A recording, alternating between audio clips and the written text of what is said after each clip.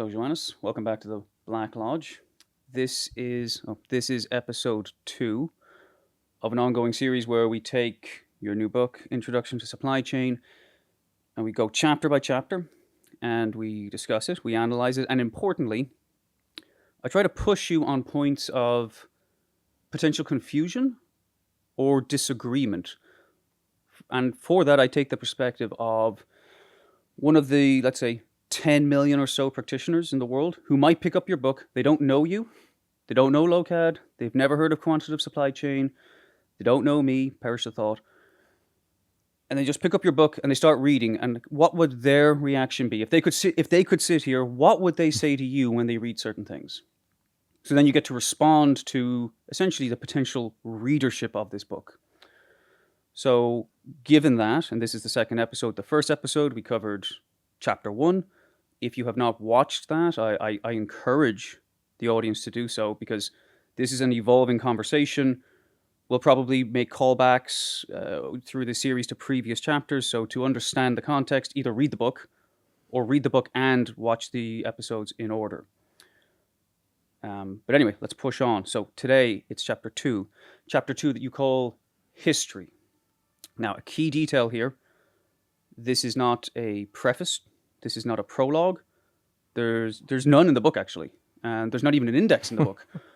So this is chapter 2, called History, in a book that you claim on the back is a playbook to improve service quality and margin under real-world constraints. There are other claims, but again, that's the primary stated claim. So my question is, chapter 2 is history, in which you go back 200 years and chart the origins of supply chain. You quote French mathematicians from the 18th century. You talk about operations research. You talk about vendors and their fetish for inventing terms. So my question is, does this history practically contribute to a playbook for practitioners? It does, because the landscape is full of words, keywords, Yeah. that don't necessarily mean the same thing, and that certainly did not mean the same things depending on the decade that that you're looking at. And so one of the challenge for practitioners is to just make sense of all those terms. So what are we talking about? We're talking about things like logistics or supply chain or operation research, and those things. The reality is that vendors are still using those terms, companies are still using those terms, and you will find tons of online documents who are also using those terms, but sometimes with different meanings. And so when I try to clarify a little bit the landscape, I came to the realization that taking, I would say, this is a relatively short-ish chapter, light historical 15 lens pages or so. was actually probably the easiest way to make sense of where we are right now in terms of terminology, and to clarify what people mean by those terms, or actually used to mean by those terms. And again, for a practitioner, it matters because they will need to make sense of the landscape. It's supply chain is not something that is done, I would say, in strict isolation, like geometry. You will need to interact with probably tools, systems, vendors, partners, and whatnot, and thus making sense of that is important. And additionally, that will be concluding thoughts. It is also an interesting exercise to do, because that's the first step to journey toward an adversarial mindset when it comes to supply chain. So we'll go back to adversarial. Well, you might be able to answer that with this question. So when you're talking about the terms, can you give any examples on why they're so important exactly? So again, from the practitioner's perspective, you're saying like, vendors misusing language. You give examples in the book. I'll let you cite your own. But what examples can you give? And importantly, why are they so problematic that you need to dedicate time in a playbook for practitioners to learn about them?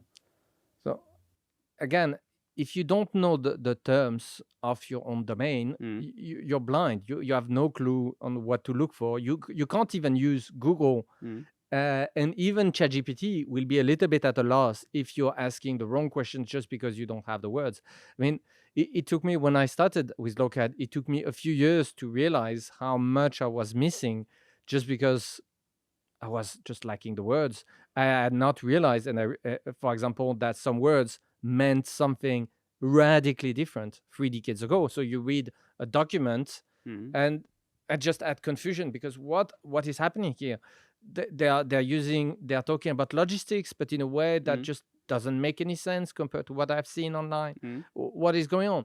And the reality is, well, terminology has shifted over the decades. So for a practitioner, it is very important. I think mastering the vocabulary is probably step one of actually becoming good. You need to understand the terms, otherwise you won't even be able to make sense of the materials that you can find online. You won't even be able to search efficiently with Google, and you won't even be able to ask relevant questions to ChatGPT. So you see, those terms, they are immensely important, and that's so here, and we have to journey through that because due to the incentives, a lot of those terms have been introduced not out of, I would say, pure scientific purity, but with an agenda in mind. And that, again, can you give me an example of a term? Because again, like, what do you mean, like forecasting? I presume you don't mean forecasting. No, I think, for example, the term planning. Okay, there we go. Would be so again, if you start thinking about planning and enterprise resource planning. Okay. So that's the sort of things where it becomes very confusing because if you think nowadays about, again, the vast majority of ERPs, and that's why people are not using, they are not saying enterprise resource planning anymore, because those software are not about planning. So they are using ERP as a noun, precisely because, well, there is no planning anymore, and it just do not really make sense. Now, to understand a little bit, okay, so we have this piece of software that is very important. It's called planning, but it doesn't do planning. Why do I have that? The answer is essentially games played by market analysts in the 90s. And at the time, to understand it a bit, those things should have been called enterprise resource management, but due to games played by market analysts and software vendors, they try to make a push before retreating on the planning front, and thus we are stuck with this terminology of ERP. But this is a sort of things that is important to understand, because, for example, that would mean that within your ERP, despite its technical name, there is no planning. Just like in business intelligence, there is no intelligence. So again, initially, when you come into this domain, I mean, the terminologies are so bad. That's and to make sense of it, to remember that, it's just easier to understand a little bit the historical anecdote that led us to that. It's easier to make sense and easier to memorize. Oh, I don't disagree with. I don't think anyone would disagree with the presentation. Again, just assume that it's correct and that the charting of history is correct. I don't think anyone would argue about the semantics of the point. What I'm asking about is the impact of this point. So if I say to you, I agree, there's no planning in ERP. Okay, what does that change for me as a practitioner on day one? Day zero is I read the book. Day one, I now know that these terms are being misused. What changes? I will not try to actually do planning within the ERP. You see, it's immensely consequential because some companies, they try to do the planning in the ERP, poor software. It was never designed to do this sort of things. Its relational database is completely at odds. It's a system of records. It's completely at odds with this undertaking, and it goes extremely badly, and they waste literally half a decade in these sort of things. I mean, you can go up to Lidl, and they wasted $500 million, quite literally, through a 7-year journey with SAP, with SAP. by trying essentially to do what a system of records has never been designed to do, which is to actually do any kind of advanced analytics. It went extremely poorly. Through the journey at Lokad, I've noticed that I've seen so many companies facing the same problem. Again, that's something that starts with the vocabulary. If you are misled and you think that your ERP is supposed to do planning, then that's going to be the place where you're going to look for it. And lo and behold, you will find a vendor that will pretend that they can, because enterprise software, as a rule of thumb, enterprise software vendors, just like kind of like consultant, they never say no. Can your software do anything? And the answer is invariably yes. And if we can't, we are just going to have a module or a small customization for it. So again, having the right terminology is a starting point to direct your attention and direct your efforts in areas that make sense. This is extremely consequential. Again, for practitioners or for people who purchase the software. So like if I'm a CFO and I greenlight a budget for an ERP and you go, it's €500 million for a system of records, that makes no sense. But for everyone, because again, those software are hyper granular. You have thousands and thousands of features. And to make sense of it, you need to have high level understanding. So because again, even if you're not going to change the software, at least that once you know that if all that your company has is an ERP, then so be it. Your planning will be done in Excel. Don't be ashamed of it. It's just the way it is, and it's fine. It's you should not be spending like years trying to do that within your SQL database. It will not go smoothly. It will be just extremely painful and tedious, and ultimately it will be replaced by a spreadsheet. So that's also the sort of things that are very important to understand. And again, the incentives are extremely strong, and so that means that you will be facing tons of people who are constantly lying to you. And again, I think the grandest lies are typically through the language itself, because it's what you want. And many vendors have been so successful, software vendors so successful, is to literally distort reality through terminology. You just try to shape the language, the English language, so that it puts you on a pedestal somehow. And it works to some extent. I mean, to some extent, but it does work. And that's the sort of things that needs to be addressed. Otherwise, as a practitioner, you will be losing an immense amount of time and effort into essentially going into directions that are essentially dead ends. Well, when you talk about incentives and one's ability to tease them apart and diagnose them and know, essentially smell the BS. So, ERP, it's not really planning, it should be management, and it's a system of records, it's not a system of decision-making or of intelligence. You've come to that because you have a lot of experience and you have a lot of cross-disciplinary knowledge. Now, in Chapter 1, and this is why it's important to watch these in order, in Chapter 1, you do make the claim that there is a lack of formal training in supply chain.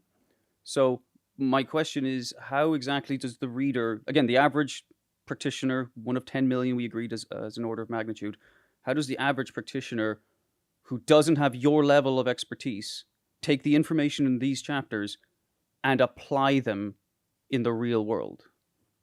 I mean, so they don't have computer science, economics, maths, or whatever. I mean, that's precisely what this book is for, is to provide, the minimal cultural background so that you're not completely lost. And also that you understand a little bit the sort of battles that are being, that are happening in this field, and you frame them correctly. For example, if we go to this ERP, you see, if you go back to most of what you will find online between ERP and APS, Advanced Planning System, you will find as if most of those the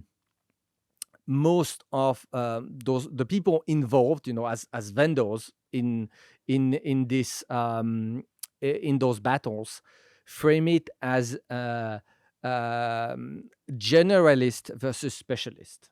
As if ERP was a generalist solution, and APS, Advanced Planning System, was the specialist solution.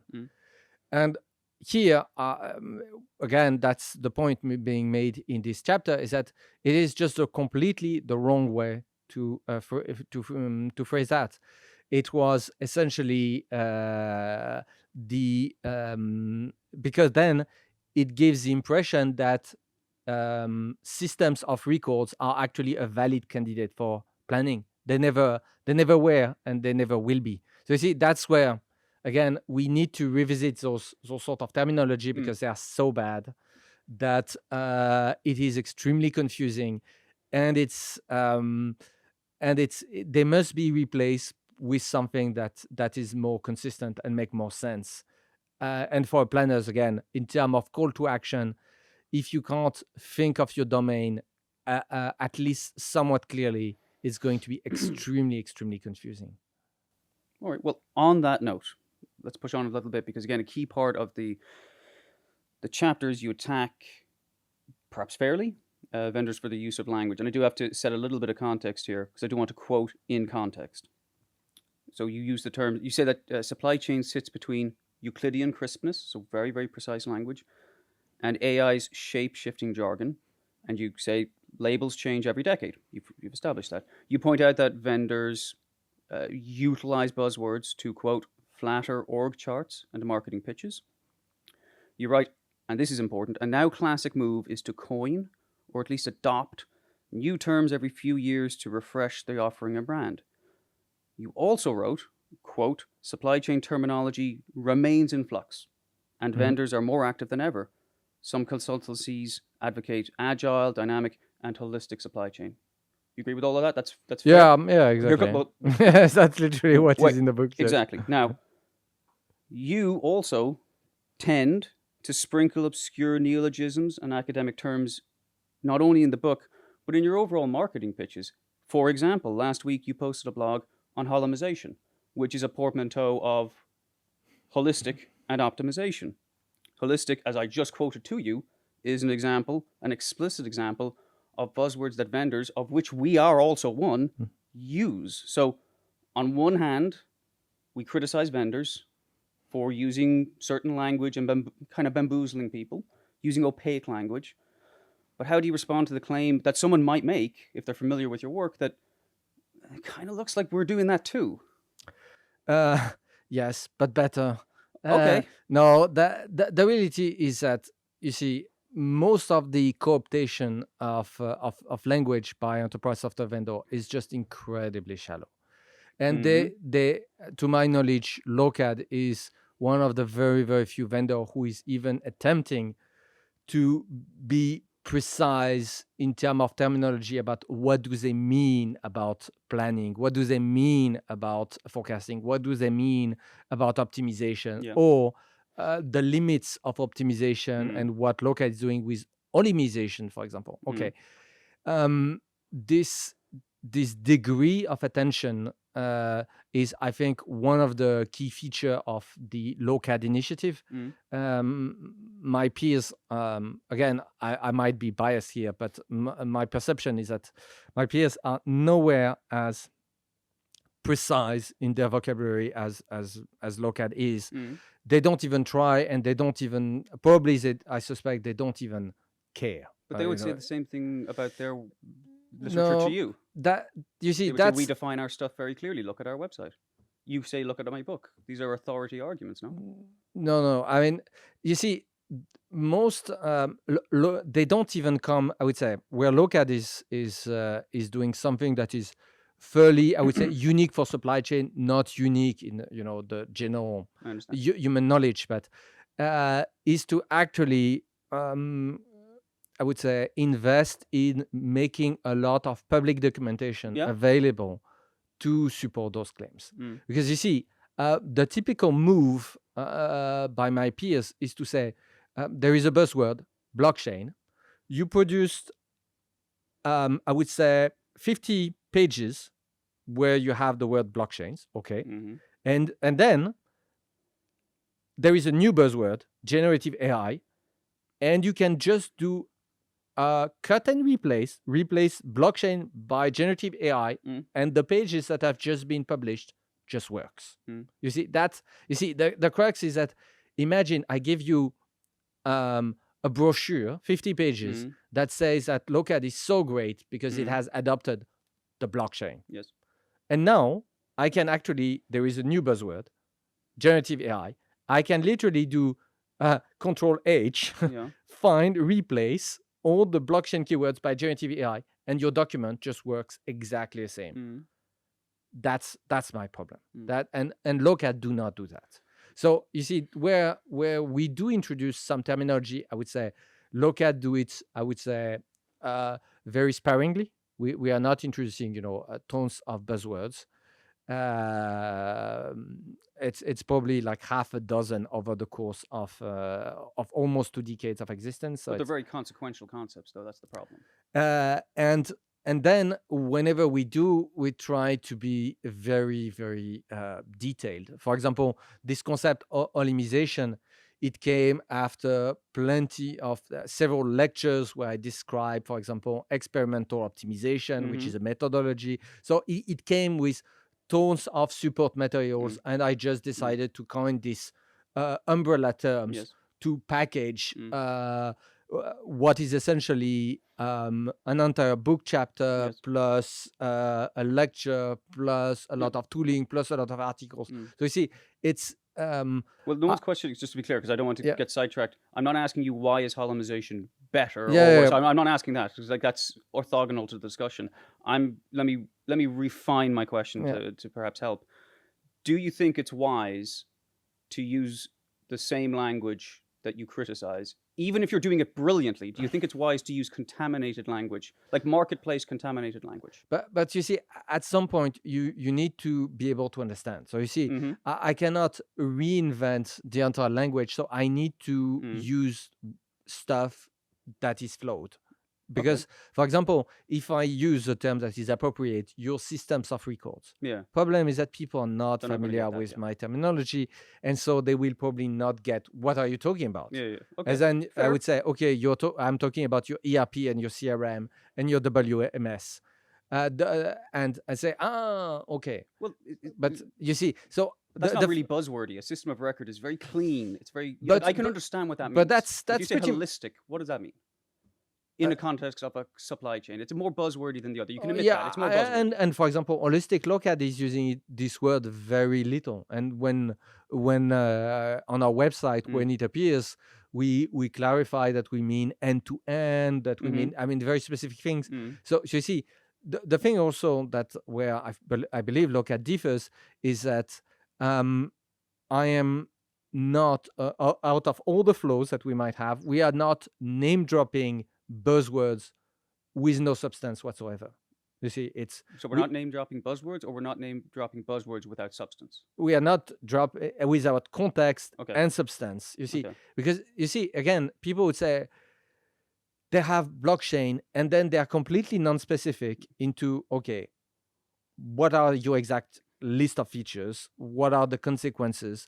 What are you doing from a technological perspective? Can you is it possible to understand what is going on? And I believe that Lokad is extremely thorough in making available publicly the what goes under the hood. In the M5 competition, when we landed number 1 worldwide at the SKU level, we published the actual algorithm. There is a degree of transparency that is very high. And again, I believe the main problem with software vendors is that very frequently it's exceedingly opaque. And so you have buzzwords that are used but without any context, without any substance, and you will have a lot of what I would call happy talk, corporate happy talk that surround that. And the terminology that we have at the present day is unfortunately what I would say what was left after decades of corporate battles between many software vendors and large consultancy groups. fair. And to somebody, again, the average practitioner who just picks up. So I put two terms or two brochures in front of people, and I say these are from vendors. Doesn't matter what their names are. One is holistic supply chain, and one is holomization (parentheses holistic optimization). To them, they don't go any further. They just have to decide which one. I have limited time. Which one am I going to dedicate time to? How are people supposed to know if the language is so contaminated? No, it doesn't work like that. I mean, it doesn't work like that. You can't, again, it's not a magic pill. You can't, by having one definition given by Johannes Vermeulen, it's not the way it works. It's about how you understand the very reality in which you operate. That's what is going on. It's how do you organize in your head the landscape, and you start by choosing where to direct your you have attention. to, and for example, you will have tons of university courses that tell you about operational research, and they have a lot of good things. They are not called supply chain. Is it supply chain? Is it not supply chain? Okay, that is exactly what this chapter is about, and that clarifies this relationship between what is called operational research and supply chain. It turned out that operational research, as it was practiced in the 50s, 60s, 70s, is supply chain.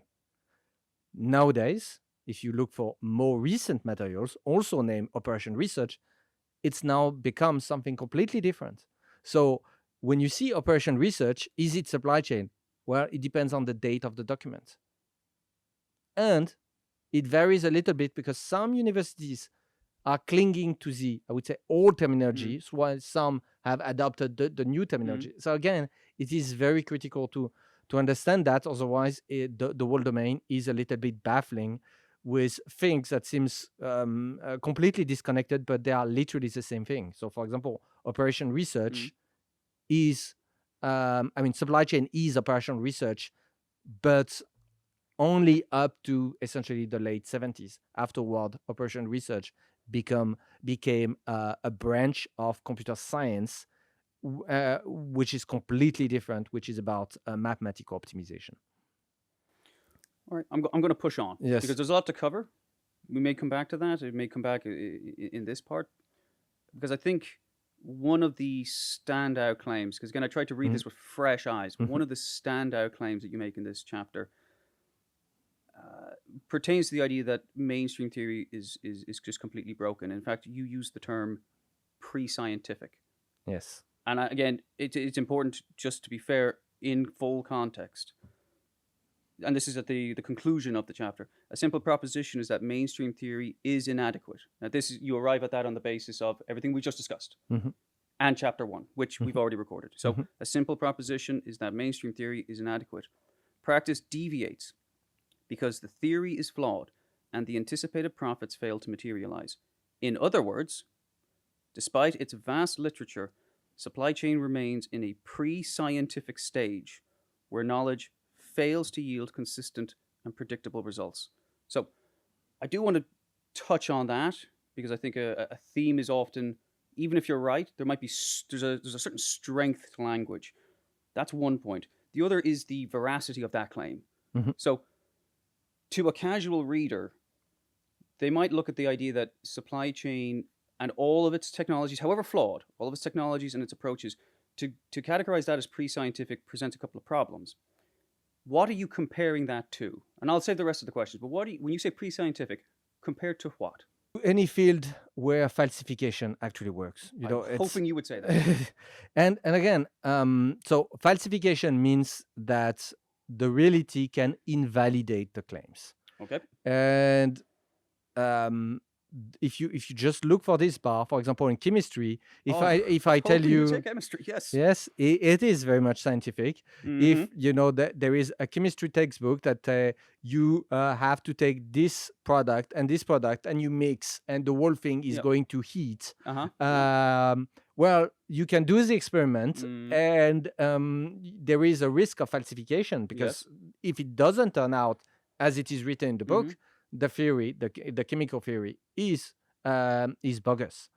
The reality is that chemistry is now so well established and verified that if you don't get the result of your chemistry textbook when you do the experiment, most likely you did it wrong. But precisely, you can have so much trust in this specific scientific theory because it has resisted falsification for so long. So the fundamentals, acid base, you mix them, and you will get something that with a solution that will heat. It is so verified that there is very, very little chance that you will make a major discovery in chemistry by just doing something basic.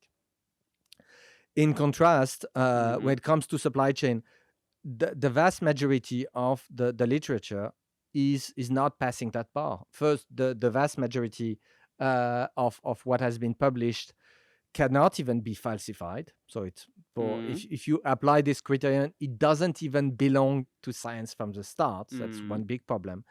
But then, for me, the only way to see, true way to see that supply chain is a pre-scientific theory, you need to look at history. You need to look at the fact that we have 1 million plus papers. We need to have a look that those things have been floating around for literally half a century, and that for half a century, automation has been promised and not delivered.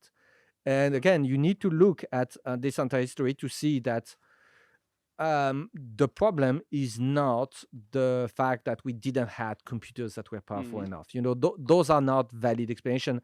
And so when you take this historical stance, you end up with, okay, I have 70 years of, I would say, publications.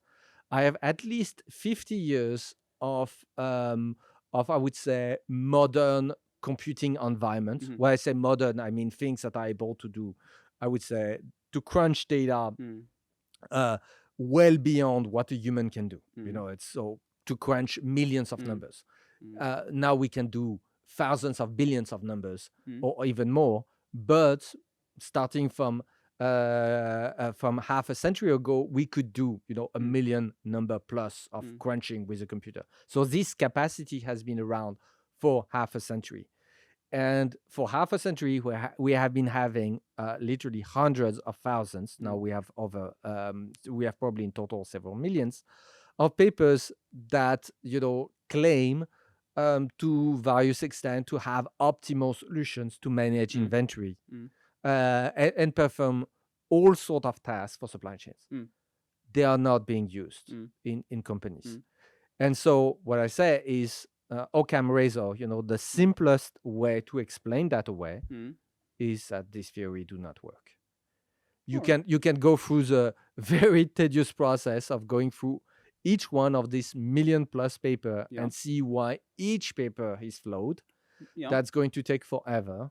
Or you can just take, I would say this, that's why I have it in this historical section, say it has been around for so long, tried by so many people, with so many publications, to have so little results. I mean, the most reasonable, simplest explanation is just that the mainstream theory is broken. That explains why you have so little that actually work in the real world nowadays. So, as is often the case, multiple things can be true simultaneously. You've made the claim that it's broken. I want to come back to the idea that it's pre-scientific, and especially to the claim, the standard of falsification. Yes. And again, I let you go there for quite a while. I anticipated you would bring up chemistry. So just to set the table again, chapter 1, your definition of supply chain, your definition. Mastery of optionality under variability in managing the flow of physical goods. Okay. So first of all, when we take the geographically distributed nature of supply chain, we take the meteorological forces that act upon it, we take the hundreds, possibly thousands of different agents who all have different incentive structures, who all have to collaborate with whatever available time they have in order to get a pen from wherever this was made into my hand. To compare that to the robustness of chemistry might be a bit difficult for some to grasp, considering you can add an acid and a base here or there or in any other room, and you'll have a very predictable response. The idea that supply chain can only be considered a robust science if it passes the falsification barrier to some, certainly people who might read the first 2 chapters, could very easily seem like a literally impossible standard, considering what supply chain is, as you just defined it. Variability. Mhm. So how can you falsify a constant shape-shifting entity? And it's an open question. Yeah, it is very difficult, but nevertheless, if you have something that qualifies as scientific, certainly after half a century, you should have results. It should have transformed the entire domain. If you go through, some would argue it has, though. Some would argue. You might yeah, I mean, disagree, but again, some would if argue. you go back to the claims, and since essentially the 50s, right after World War II, the claim was very simple. We are going to devise quantitative methods that will let us automate the decisions for companies, and that's it. That was and people were very specific. The interesting thing is that the community kind of got lost along the way, but the operation research, community of the post-war, they were very, very clear. We are going to devise quantitative methods, mathematical methods, to optimize our operation, to drive your allocation, our allocation of resources, to make decisions for us. And initially, they were even like, the fact that we have computers or not is a non-issue. If we have a very solid mathematical model, it will be humans who will just do the calculation by hand, and that's it. And guess what? When they identified mathematical models of actual relevance, which was the case during World War II, they were actually used by people. So people will say, oh, I have the very best methods, which is a mathematical instrument. Lo and behold, I am going to do the calculation by hand because I need to take this decision. I have a method, and this method is the best to allocate my scarce resources. So the claims were very clear, and again, I would say after more than half a century, the fact that those methods are not being used is a very strong indictment of this mainstream thing. And then when it comes to your question, which is it too strong? But that was not actually my question. Sorry. Yeah, it is too strong. I would say no. I mean, I understand that you cannot have something that is as easily to falsify as in chemistry. Granted, the problems are distributed. You need, it involves a lot of person, etc., etc. So we are going to fall to be closer to soft sciences.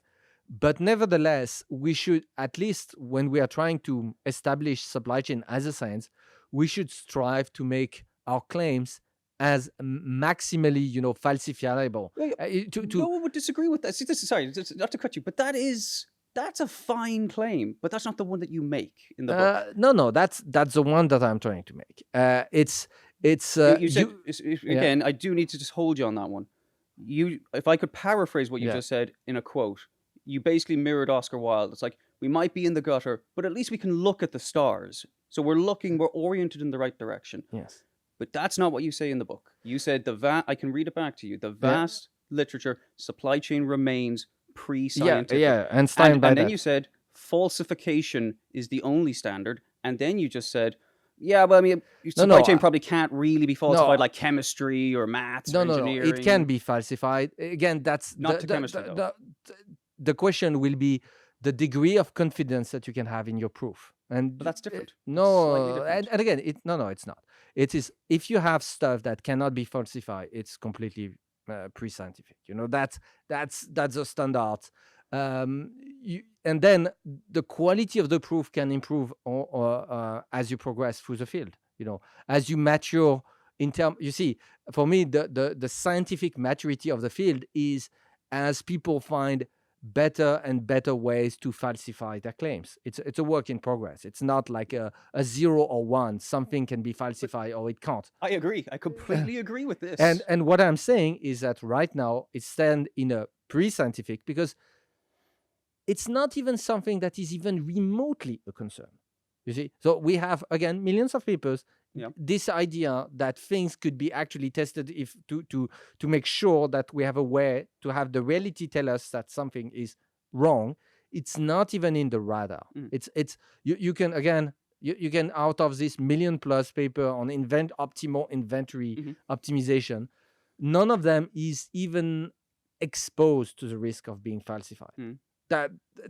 So you see, this is why I say it's really pre-scientific. And now we have to move to something where we find better and better methodologies to potentially make claims, theories falsifiable. And also, that's the point of this history, is to assess when we can have, it's an empirical criterion where I just say history is literally falsifying your theory for you. You see, it's a empirical claim, but fundamentally what I'm saying is that if something actually works, then which many people would say it does. But no, it doesn't, because again we have to go back to the premise. The premise was complete automation since World War II. It has been it has been around for a long time.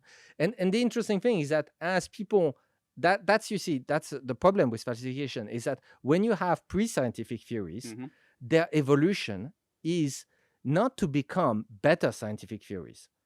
It's to make themselves immune entirely to all criticism. So and you think that's possible in supply chain? It's exactly what happened. Again, if we go back to post-World War II, people say, you know what? We are just going to come up with mathematical methods that will give us the exact mathematical answer to a problem. And those methods will be the very best. And even if the only thing that we have is a human to do the calculation, it's still worth to do it by hand. With and fast forward the 70s, those enterprise software at the time say, we are going to automate all your mundane inventory decisions. At the time, inventory management is thought as decisions. It's really, really what is being sold. And if you go back to SRP, they would say in the 70s, we are just going to robotize completely. I don't mean like half of it. No, completely those decision-making processes. And then it didn't work. And so people just went back, backtracked on all of this. And now we say, oh, yeah, I mean, we are just going to kind of help practitioners to do all the things for us. You see, so there is an amount of backtracking into what you're supposed to deliver, what your theory is supposed to deliver, that is absolutely immense. And for me, this is exactly the path that the sort of pre-scientific theories take, is that as they evolved, instead of becoming better, they just mutate to become more and more immune to reality. So you see, it's a very interesting, it's something that Karl Popper identified even in the early 20th century, is that fields that are, I would say, not on a scientific track, they are not improving to become more scientific.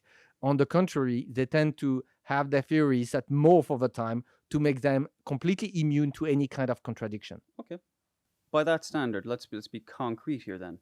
Because to be fair, this is going a little bit off piece from the book, because you don't go into that level of detail in chapter 2. So a certain degree of latitude here, I'm putting you somewhat on the spot. But you're talking about consistent, even if we say reasonably predictable results. You said supply chain fundamentally is decisions. Decisions that you take at any given moment reflect a very unique constellation of factors, variables, forces, incentives, prices, actions, people, availability, disposition, motivation, all of those things. So if I take a decision today reflecting all of that, how do I falsify the decision that I just made?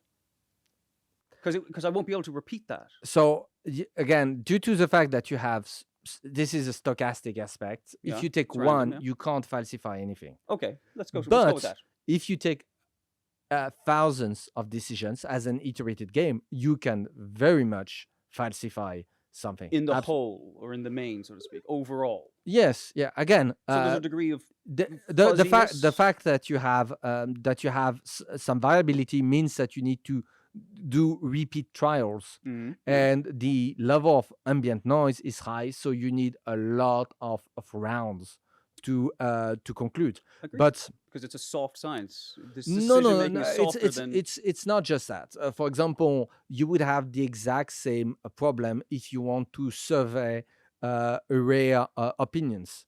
For example, Yes, you would. for Opinions would example, be qualitative. Yes. for example, how many people do you need to survey in France to decide which monarchist branch? Because you see, in people who are pro-monarchy, you have people who are pro-monarchy for certain branches of monarchy in France. The problem is that if you take people who are pro-monarchy in France, it's probably like 0.5% of the population. So if you want to establish, a reliable survey on who is pro the Bourbon and who is pro this other branch, you will probably need to survey several thousands of people. So it's just the ambient noise. And here, you see, it is not about soft science. It is just the fact that you every single decision comes with a lot of noise, so you need a lot of decisions just to be able to average that out and to be able to conclude with not too much uncertainty that method A is better than method B. But that's it. You see, it's just here we are not really this is not the part of supply chain where we're really into the soft science territory. Well, it's compared just to chemistry. Sorry, again, you use the example of chemistry. If we talk about molecular structure or what happens when two very, very known compounds interact, we can predict that if we have a lot, if we have a little, and you're then saying, okay, for example, if you want to have the true equivalent in chemistry would be what if we want to do an experiment but with a quantity of you want to measure something chemical, but the quantity that you have is nanograms. Okay. And so your measurements are super crap just because you have a quantity that is so incredibly tiny. And the only way to get the measurement that is kind of correct is just to do it thousands of times and average out. Well, so you see, this is a situation where you have your experiment comes with a lot of noise, but far less noise, and that's the whole point. So again, I like the example, and I'm going to build on that example. You're talking about a low resolution experiment that can be conducted in a very precise field versus a supply chain which by your own definition is subject to way more variability. Yes, but nevertheless, if you can A/B test. You see, if you have two methods to allocate your resources, you can A/B test. So you see, but again, that's comparative. That's not falsification is absolute. No, comparative is like this is more money than the other. No. The falsification will be it works or it doesn't. Yes, no. The falsification would be if you have a method that claims this is optimal. Optimal means there will never be anything better ever. Okay. If I have my method that is optimal and I found something that is better, it's not optimal anymore. It doesn't matter how much what happens with the math. So supply chain is static. So I just said that we have 1 million papers that say they have the optimal inventory and optimization. they might have been wrong. But what does that say about the potential hardness or softness of the field? I'm just saying that what I'm trying to achieve is to have something where we can have an arrow of progress, and we do progress through this arrow. And here, when you have 1 million papers that says they have optimal inventory policies. And none of them is actually used in production after decades.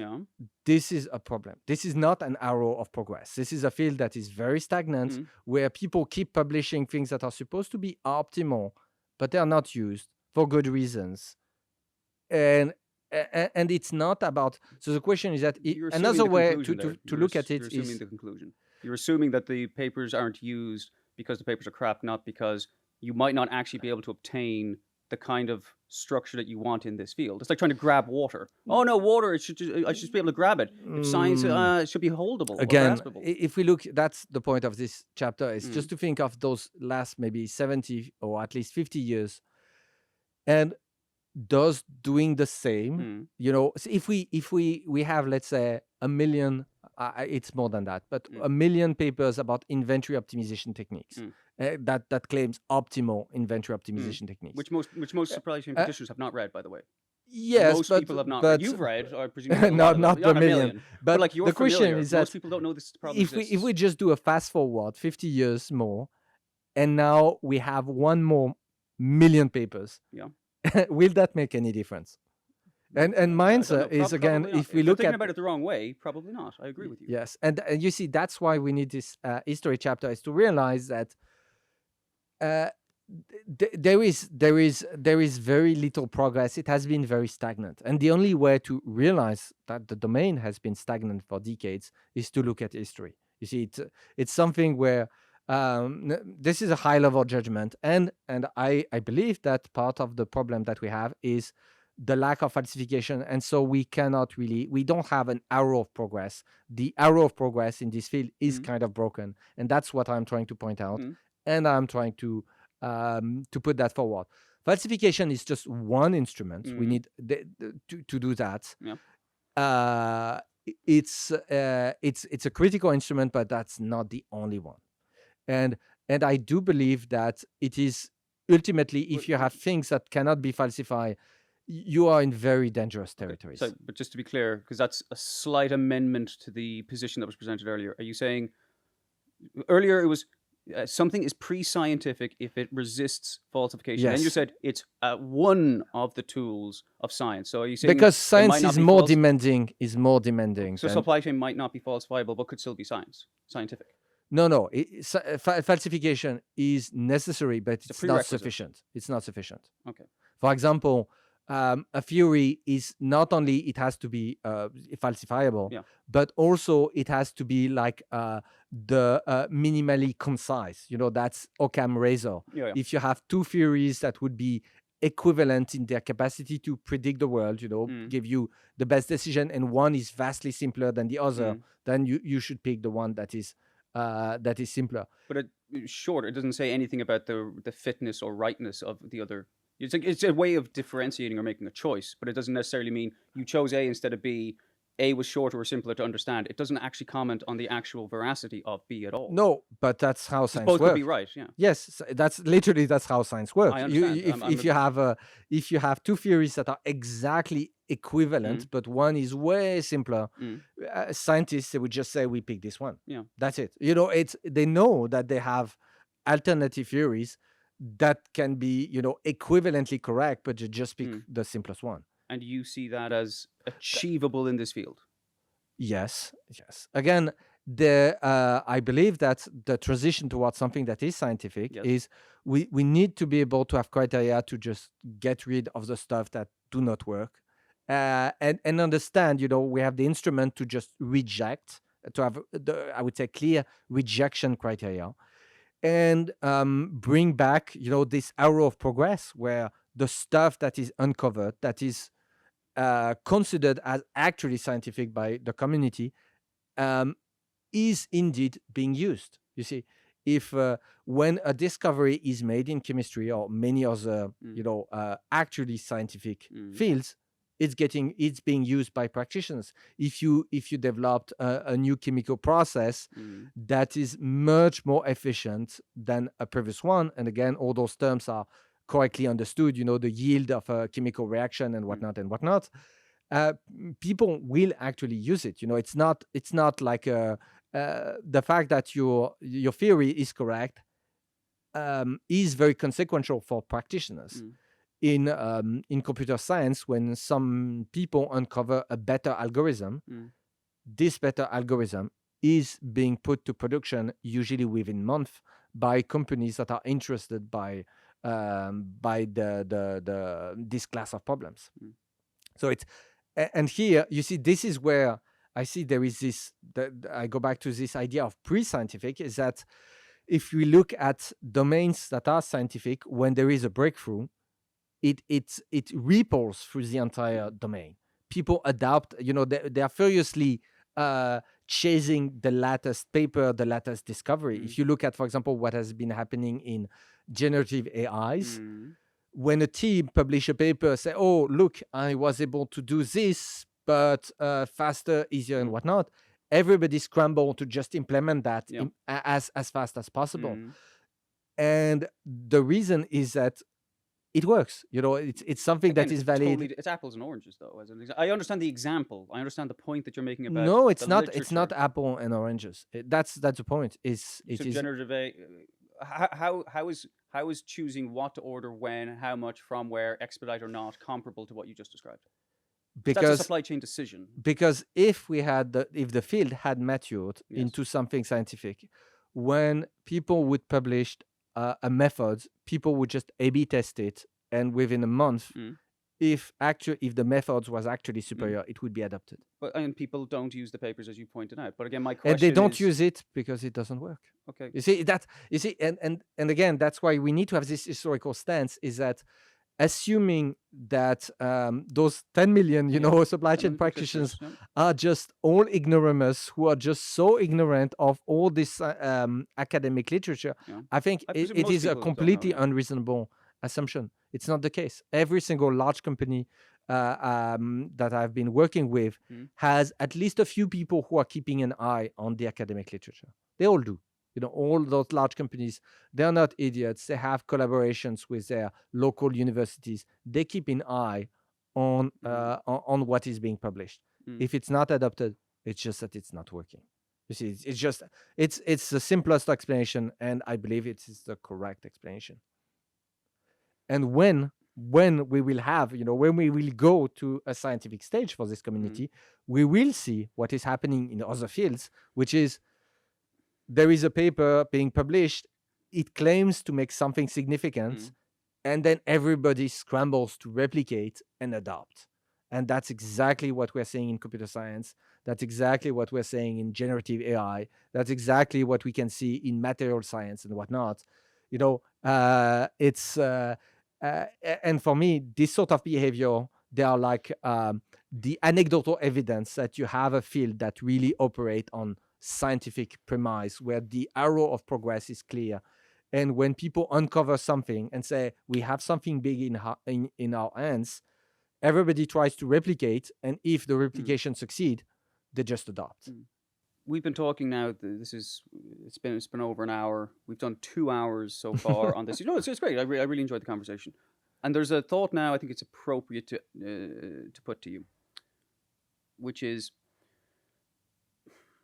so I've read the book, and obviously I can't fully switch off the fact that I know you. But I can't. It's like you can't. It's like you understand English. You can't not understand English when I say it, because you understand English.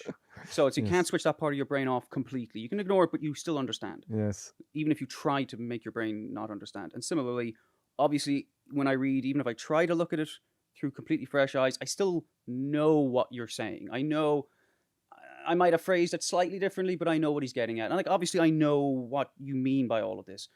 That said, this is 2 hours of conversation where we've taken maybe 5 or 6 points, and we've gone back and forth quite a bit. And while I don't pretend to be on your level of expertise on this, I'm not completely green on this either.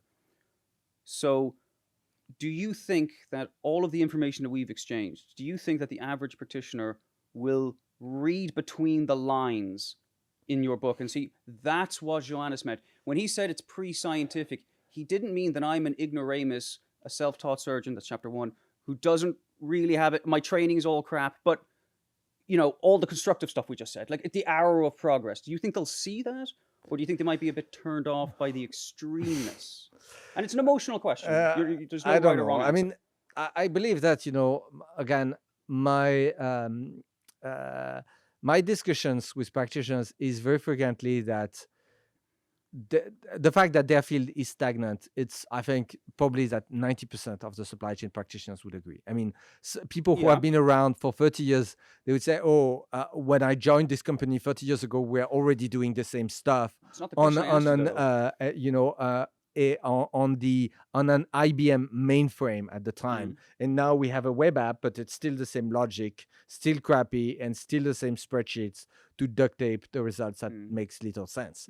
So you see, the fact that domain has been stagnant, I would say most practitioners who are above 50 would probably agree, just because Okay. for them, their entire life, career has been around the same ideas, and they have seen very little change over the course of the last 3 decades, even if the look and feel of the software has changed dramatically, going from black and white terminals in mainframe to web apps. Yeah. But again, while the user interface has changed dramatically, the math, the logic, the sort of understanding did not. That's just, So what I asked was, do you think people would read between the lines and I mean, understand oh yeah, what sorry. you're saying? I mean, so you see, read between the lines. I don't know. What I think is that because they will probably share intuitively the same diagnosis, stagnant, so broken arrow of progress, stagnant field. By reading this history section, it will kind of crystallize what they already perceive, and it will give them, some interest. It will, I would say, increase their interest to actually learn more and try to challenge the status quo. You see, it's you may feel that your domain is stagnant on a day-to-day basis, but you don't really think about it on a daily basis. And so it's just something on the back of your mind. And then maybe through this book, you realize, oh crap, actually it has been stagnant for half a century now. Something needs to change. And I need to maybe learn a little bit more. So can they read between the lines? I don't know. But can it still trigger the sort of reaction that is needed to actually resume this arrow of progress in this field? I hope so. Well, I don't disagree, and maybe allow me to reframe from a more meta perspective, because again, you're an author, you wrote a book, I write as well. So there's an implicit social contract signed between author and reader that you are the purpose is I want to convey a thought. I am the author, you are the reader, you are the audience for my book. The implicit social contract is, as much as possible, I will meet you where you are. So, for example, you didn't write in Latin. There actually are some Latin phrases, but you didn't write in Latin. That would have been an insane thing to do, because then no one would understand it. Yes. So you didn't write in Latin. You didn't write in Aramaic. And more pragmatically, I put all the math in the very last section of the book. You made those choices. There were systematic choices made. Okay, I want to adapt to the audience, at least somewhat. And what I'm saying is, let me frame it this way. We agreed on an order of magnitude of 10 million practitioners. Let's say through magic, I put the book in front of all 10 million people, and maybe 50% of them go, oh, awesome, yeah, this resonates with me, and 50% go, I'm a bit troubled by some of the extremeness of the claims, and they haven't heard this. So they're literally just reading mainstream theory broken, disastrous, not to be trusted, prisoner's dilemma, extreme. What was the exact phrase there that actually tipped this off? Pre-scientific. What you're doing is pre-scientific. You're being very precise, and I know in your head you are being very precise with what you mean. But again, if we take 10 million and we take an average, do you think they'll go, he doesn't actually mean I'm an idiot. He means that it lacks the Popperian theory of falsification. That's what he means. But also, you see, I don't think that the community is even thinking of itself as doing science. And that's kind of the problem. You see, it's the fact that university professors publish papers that are not science at all is definitively a problem. But I believe that in terms of self-awareness, it is quite high. And very few practitioners would think of what I've learned in supply chain is robust science, and now there is a guy who is challenging that. Okay. No, I think most practitioners, they know that it's a hodgepodge, set of heuristics, tribal law, and things that kind of work for their company, but it's very inconsistent. Yes. It has a lot of inner contradiction that are not resolved, that are a big pain, that as a consequence everything requires more meetings than it should, etc. It's flawed. I believe that many people would probably not be too shocked by those claims. But also, I think part of becoming, of trying to bring this field to a status of science is to have sharper distinction. And that's why we need to be a little bit more extreme, is that part of the problem that I have with this sort of pre-scientific materials is that very frequently they are impossible to falsify precisely because what they're saying is just so so soft. So it's like you can read the supply chain offer and you can read it one way, the other way. It's events can unfold in any way. It's never going to contradict because there isn't. It's not sharp. It doesn't have this sort of crystalline structure where it can break and you will see it. It's like again, it's like a big ball of mud. And so no, but you see, if you you present a theory that is a big ball of mud, this thing can be distorted in all sort of ways. It's still a big ball of mud, as opposed to if you have something that is kind of a crystal where if it breaks, it would be fairly obvious that you broke it. I know it's not. It might sound terrible, but we just published a criticism of a paper co-authored by 42 authors. It's something. The title is something like supply chain in the era of generative AI or something. And this paper, when I say big ball of mud, this paper is the archetype of something that is big ball of mud.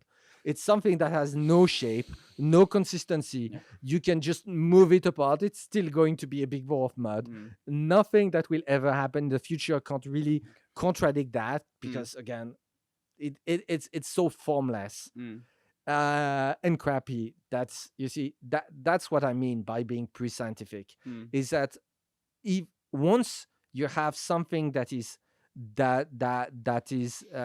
having a much clearer structure, you realize, oh, this thing was a big ball of mud. It takes the science to emerge to realize what you were doing so far was pre-scientific. Okay. Well, we're not going to finish the discussion. We're not going to be able to close the discussion on whether or not supply chain can attain chemistry levels of falsification. But as a close, last question, in terms of practical advice then for people, how can they insert a little bit more science into their supply chain from day one? So day zero is they've started reading the book. They've only got a couple of chapters. Day one, they start applying them. How can they put science into what they're doing? So, and that's, if we have to go back to this historical perspective, I believe you need to have historical perspective. It's very important because, again, if you don't want to be fooled, you have to look at the history of claims that have been made. And when people have been claiming stuff for decades, and that every decade they claim stuff that is less ambitious with more buzzword than the decade prior, it's not you're not on a good track. Just think of it. I would say major ERP vendors are now having claims that are much more modest in what they claim they will do, while bringing stuff that are incredibly fancy and sophisticated. For example, if my claim in 2025 is more modest, despite that I have access to generative AI, to what I was claiming in 1975, what is going on? Yeah, what is going on? And diagnostic. So you see, and that's why I think it's very important to study history, is to understand who can be trusted. And again, I think that's I would say. We have seen that doing those experiments, they are very costly. That is true. Falsifiability is going to, it's costly, it's slow, it's messy, it is difficult. But I believe that the historical perspective gives you something that is a proxy. It's not like a super good proxy, but it's a proxy nonetheless. And you can have a look at stuff that has been around for decades, making grandiose claims and delivering very little. And at some point you could say, okay, this is just bogus. Otherwise it would have worked. it would have worked. Otherwise, some people would have managed to convert all this knowledge into something useful. And again, if you take, for example, graph database for supply chains, that's something. Graph databases have been around for almost 3 decades. Open source graph database have been around for 2 decades. This thing has not gone mainstream. There is very, very little use that I know of. I don't think I've ever met an actual company using in production to support anything supply chain related a graph database. Can I now conclude through this historical knowledge that graph databases are never going to have any impact on supply chain? I mean, it's, it is very empirical. That's an historical perception. That's an historical, argument based on observation. It's not exactly a proof, but still, it counts for me. It counts as a very solid indication that it's a very unlikely direction for future breakthrough in supply chain. So what I'm saying is that you need to have a look at the history, look at the stuff that has never delivered, much. And if things have been around for a very, very long time and they don't seem that they have delivered, much, probably they will never deliver anything. And that would be, the essence of this chapter is pay attention to history and just and the stuff that has not been working for half a century, most likely it will never work. All right. Well, Johannes, thank you very much for your time. I'm out of questions. That brings Chapter 2 to a close. I'll see you presumably next week or in 2026 at least, for Chapter 3. And to everyone for watching, thank you. If you want to get in touch with us, or if you want to escape the giant bowl of mud you find yourselves in, connect with Johannes and me on LinkedIn, or send us an email at contact@lokad.com. And on that note, do please get back to work.